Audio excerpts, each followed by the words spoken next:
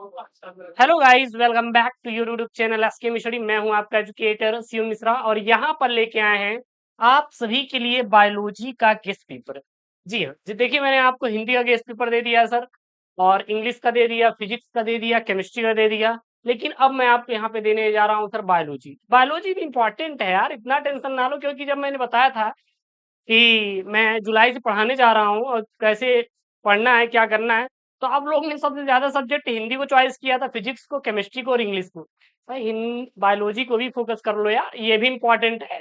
परेशान ना हो भाई, अगर डॉक्टर बनना है तो इसके सारे ही बनना पड़ेगा, है कि नहीं? हाँ बिल्कुल, एएनएम, जीएनएम जो भी आपको बनना है, नर्सिंग, बीएससी करना है, जो भी आपको करना है, बिल्कुल इससे ही आपको करना है, इसलिए इस पे ही फोकस करो यार। तो ये जो गेस्ट पेपर है आपको 70 नंबर वाला गेस्ट पेपर है। मैंने आपको बोला भी था, तो जो भी गेस्ट पेपर है जुलाई से सॉल्व मिलेगा। सिलेबस के साथ साथ आपको हम गेस्ट पेपर का सोल्यूशन भी देंगे, आप बिल्कुल परेशान मत होइएगा। और जीव विज्ञान, कक्षा 12वीं जीव विज्ञान का 4 अध्याय तक पूरा कंप्लीट भी सिलेबस करवा दिया हूँ।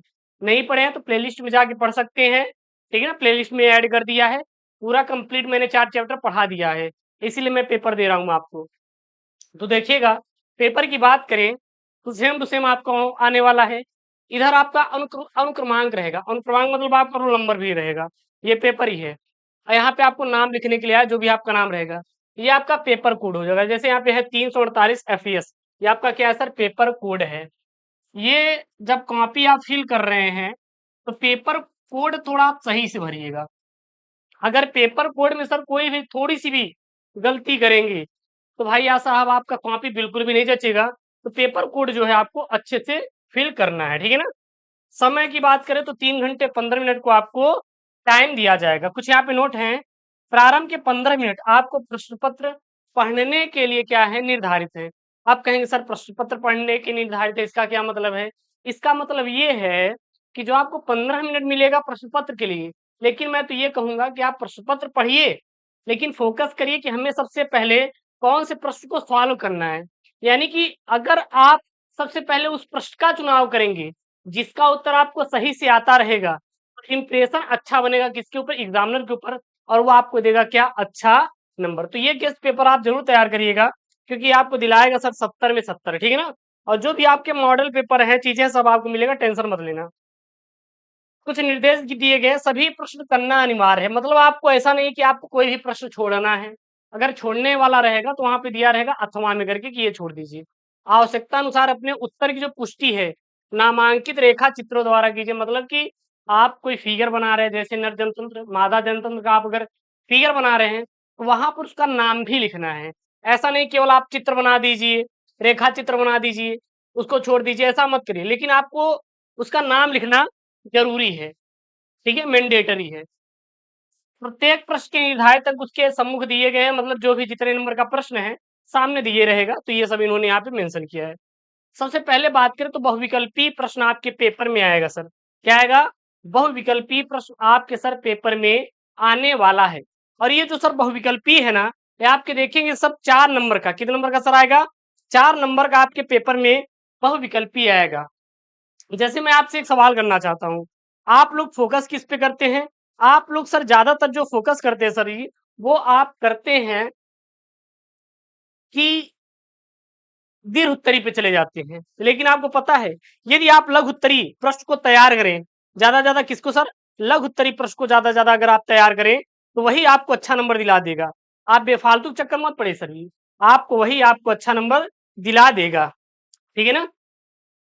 चलिए, यहाँ पे हम लोग बहुविकल्पी प्रश्न थोड़ा सॉल्व कर लेते हैं। सबसे पहले यहाँ पे है आपका 4 ठो। एक ही पादप के एक पुष्प के परागकण दूसरे पुष्प के वर्तिकाग्र तक स्थानांतरण होता है कहलाता है। मतलब कि एक ही पादप के एक पुष्प के परागकण दूसरे पुष्प के वर्तिकाग्र तक स्थानांतरण कहलाता है। मतलब कि पौधा एक है, पौधे पे 2 पुष्प हैं, ये पहला पुष्प है और ये आपका दूसरा पुष्प है। ध्यान देना, एक ही पादप है, इस पे 2 पुष्प हैं। अब इस पुष्प के परागकण जो हैं इस पुष्प पर जा रहे हैं, तो इसे हम लोग क्या बोलते हैं? सजात पुष्पी परागण। क्या बोलते हैं? सजात पुष्पी परागण। और जब एक पादप के पुष्प के परागकण किसी दूसरे पादप के पुष्प के पराग वर्तिकाग्र तक जब स्थानांतरण होता है तो उसे हम लोग क्या बोलते हैं, परनिषेचन कहते हैं। तो ये सब आप लोग विशेष तौर पर ध्यान दीजिएगा, ठीक है ना। चलिए आगे यहाँ पे प्रश्न देखिएगा, आगे प्रश्न क्या है, आगे यहाँ पे प्रश्न है कि निम्नलिखित में से अनुकूली, निम्नलिखित में से कौन अनुकूली विकिरण का उदाहरण नहीं है।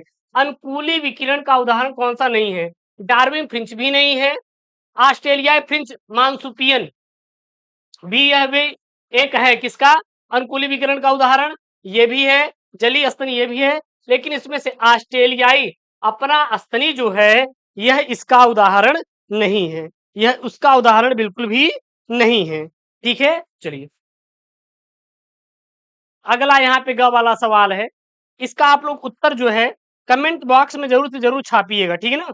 प्रश्न क्या है, ध्यान देना यहाँ पे, प्रश्न यहाँ पे है कि प्रतिबंधन एंडोन्यूक्लियस का उपयोग आनुवांशिक इंजीनियरिंग में निम्नलिखित में से किस अणु को बनाने में किया जाता है। डीएनए के पुनर्योगज अणु, आरएनए के पुनर्योजन अणु, डीएनए एवं आरएनए दोनों के पुनर्योजन अणु, इनमें से कोई नहीं। तो इसका सही ऑप्शन जो है डीएनए के पुनर्योजन अणु को बनाने में हम लोग करते हैं। चलिए लास्ट ऑब्जेक्टिव है यहाँ पे, इसका आप लोग आंसर दीजिएगा। इसका आंसर देखिए क्या होगा, यहाँ पे आंसर है 4 ठो, लेकिन सही ऑप्शन आपको देना है। क्वेश्चन क्या है, एक प्रारूपी आवृतबीजी भ्रूणकोश परिपक्व होने पर होता है 7 न्यूक्लियोकृत 8 कोष की बिल्कुल भी नहीं, 7 न्यूक्लियोकृत 7 कोष की बिल्कुल भी नहीं, 8 न्यूक्लियोकृत 7 कोष की। दिस इज राइट आंसर, यानी ऑप्शन वाला जो सी हो जाएगा यह राइट आंसर हो जाएगा, ठीक है ना। और यहाँ पे ये भी नहीं होगा, तो ये तो बहुविकल्पी है। उसके बाद निश्चित उत्तर, ये जो सब प्रश्न है ये आपके एक एक नंबर के पेपर में आएंगे। कितने नंबर के सर, एक एक नंबर के आपके बोर्ड एग्जाम में आने वाले हैं। यहाँ पे है क्या, किन्हीं दो कायिक प्रवर्धक के नाम लिखिए। अब दो कायिक प्रवर्धक जो होते हैं आपको लिखना है, मानव में किसवें क्रोमोसोम की त्रिसूत्रता कारण एक अतिरिक्त प्रति हो जाने के कारण कौन सा रोग होता है, ठीक है ना, कौन सा रोग होता है। तो देखिएगा जब मनुष्य होता है, मनुष्य की किसवें क्रोमोसोम में त्रिसूत्रता कारण मंगोलियाई जड़ता होता है, मंगोलियाई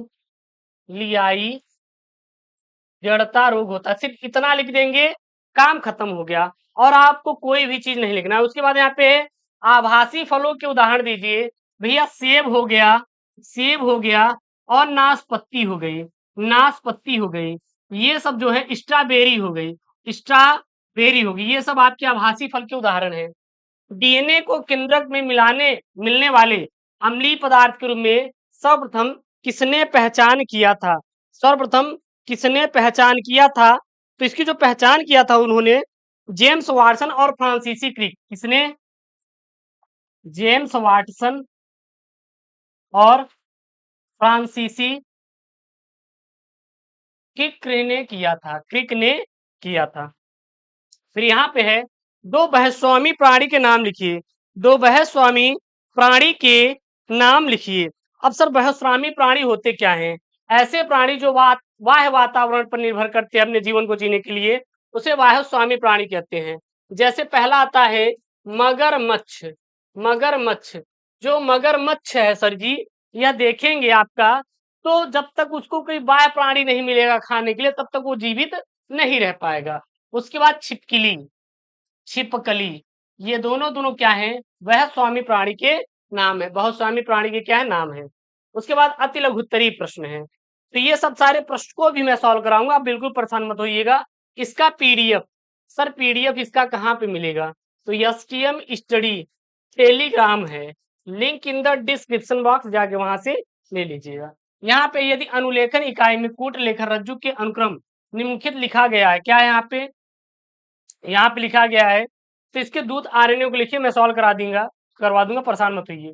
दो कवक प्रजातियों तथा उनसे उत्पादित प्रतिजैविकों के नाम लिखिए, भी मैं करवा दूंगा।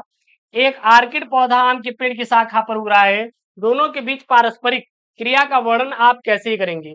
इसको आप सॉल्व करिएगा, नहीं आएगा तो वैसे मैं इसको सॉल्व करवाऊंगा ही, आप बिल्कुल टेंशन मत लेना, ठीक है ना। न्यूक्लियोसोम का इन्होंने बोला है, क्या यहाँ पे बोला है, जो न्यूक्लियोसोम होता है उसका यहाँ पे क्या आपको बनाना है सर जी, यहाँ पे आपको बनाना है नामांकित चित्र, और इससे संबंधित प्रोटीन का आपको नाम लिखना है। फिर ऊर्जा का आदर्श पिरामिड चित्र बनाइए। ऊर्जा पिरामिड सदैव खड़ी अवस्था में सीधा क्यों होता है उसको भी यहाँ पे लिखना है। फिर यहाँ पे आपके लघु उत्तरीय प्रश्न है ये सभी आपके 2-2 नंबर वाले हैं। नामांकित चित्र की सहायता से लघु विचारधारा संरचना बनाइए। हर्षित किस प्रकार सिद्ध किया कि डीएनए एक आनुवांशिक पदार्थ है, इस पर टिप्पणी करना है। हाथी पाव और एस्केरिसिटा ये सब आपके मानव स्वास्थ्य तथा रोग से हैं। पॉलीमरेज श्रृंखला अभिक्रिया पीसीआर को आपको चित्र के द्वारा समझाना है। ये भी आप करिए, इंपॉर्टेंट है, ये सब इंपॉर्टेंट वाले टॉपिक है। ये देखिए भैया, ये अंड जनन और अंड जनन प्रक्रिया, ये मानव जनन से बना हुआ प्रश्न है। मानव जनन से एक प्रश्न हर साल आता है। एक राज संग्रह प्रयोग करते हुए प्रभाविता एवं विसंयोजन नियम की व्याख्या कीजिए। फिर डेयरी और कुक्कुट फार्म प्रबंधन का संक्षेप में क्या करिए आप, वर्णन कीजिए। उसके बाद परजीवी जंतु क्या है, इस तरह के परजीवी जंतुओं के 4 आपको लाभ लिखना है, ठीक है ना। फिर छठा में आएंगे, ये सब 3-3 नंबर वाले हैं प्रश्न, 4-4 नंबर वाले हैं। नस्ल यानी कि ब्रीड शब्द से आप क्या समझते हैं, पशु और मुर्गी के उन्नत नस्ल का एक उदाहरण दीजिए और अंतः प्रजनन और बहि प्रजनन के बीच मुख्य अंतर लिखिए। फिर यहाँ पे संक्षिप्त में टिप्पणी करना है, जैव प्रवाह आवर्धन और सुपोषण। उसके बाद यहाँ पे लसिका भंग क्या है, मानव में पाए जाने वाले प्राथमिक द्वितीयक लसिका भंगों के एक उदाहरण दीजिए, ये भी करना है। बीटी जीव विष क्या है, यह विष बैसिलस को क्यों नहीं मारता।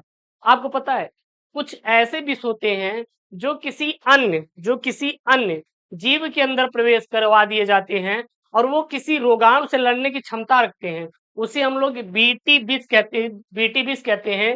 बीटी का पूरा नाम बैसिलस थुरिनजेंसिस होता है। क्या होता है, बैसिलस थुरिनजेंसिस। ये भैया सबसे इंपॉर्टेंट वाले आपके हैं, इस पे थोड़ा विशेष तौर पर ध्यान देना। ये 5-5 नंबर के टोटल 15 अंकों का पेपर में आता है, टोटल 15 अंकों का पेपर में आता है। मनुष्य के नर तंत्र का नामांकित चित्र का वर्णन कीजिए, सब कुछ मिल जाएगा, चिंता मत करना। न्यूक्लिक अम्ल क्या है, वाटसन क्रिक द्वारा प्रस्तावित डीएनए अणु की द्विकुंडलीय संरचना का वर्णन कीजिए। मान लीजिए ये नहीं आ रहा है तो अथवा में ये कर सकते हैं। अनुकूली विकिरण से क्या समझते हैं, गैलापैगोस द्वीप की डार्विन फिंच तथा ऑस्ट्रेलियाई मार्सुपियल और अनुकूली विकिरण को आपको समझाना है। फिर 9वां यहाँ पे है और लास्ट प्रश्न है सर। यहाँ प्रश्न क्या है कि पारिस्थितिक अनुक्रमण क्या है, जल में यानी कि जललाभ तथा सूक्ष्म क्षेत्रों में यानी कि सूक्ष्मताराम भी होते हैं पादप अनुक्रमण क्रिया विधि का वर्णन कीजिए। अथवा में वायु प्रदूषण क्या है, वायु प्रदूषण के कारणों मानव स्वास्थ्य तथा इनके प्रभावों की विवेचना कीजिए। वायु प्रदूषण के नियंत्रण के उपाय आपको उल्लेख करना है। तो ये रहा आपका गेस्ट पेपर, जो कि 25 के लिए सिलेबस के साथ साथ हम लोग पेपर भी देखेंगे, लिखने का तरीका भी देखेंगे, कैसे कॉपी लिखना है, साथ ही साथ आप बोर्ड में अच्छे नंबर कैसे स्कोर करेंगे ये भी आपको टिप्स मिलेगा। तो बिल्कुल सर चिंता नहीं करना है, पूरे एग्जाम की तैयारी बहुत बेहतरीन तरीके से करवाएंगे। और आशा करते हैं वीडियो पसंद आई होगी तो प्लीज वीडियो को लाइक करिए, चैनल को सब्सक्राइब करिए और शेयर जरूर करिए। मिलते हैं नेक्स्ट वीडियो में दोस्तों। थैंक यू, जय हिंद, टेक केयर, बाय बाय।